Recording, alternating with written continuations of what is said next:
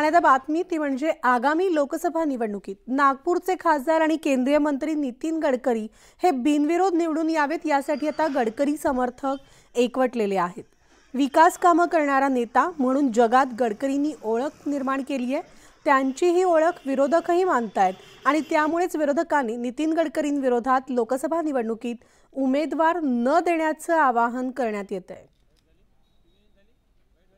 या नागपूर नगरीचे नेतृत्व करणारे माननीय खासदार नितीनजी गडकरी हे तिसरी निवडणूक आता होणार आहे त्यांची।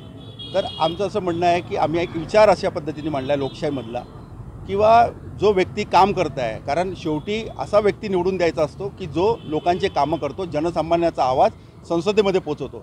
असं नेतृत्व करणारे व्यक्तिमत्व हे नितीनजी गडकरी आहे। तर मग त्यांची निवडणूक ही अविरोध व्हावी, त्यांच्या विरोधात कोणी कॅन्डिडेट उभा राहू नये आणि तसंच विरोधी पक्षांनी पण मान्य केलेलं आहे की हा व्यक्ती काम करणार आहे। मग अशा वेळेस त्या लोकांनी पण एखादा त्यांच्या विरोधात कोणीही व्यक्ती उभा न करता त्यांची निवडणूक अविरोध व्हावी असा विचार आहे।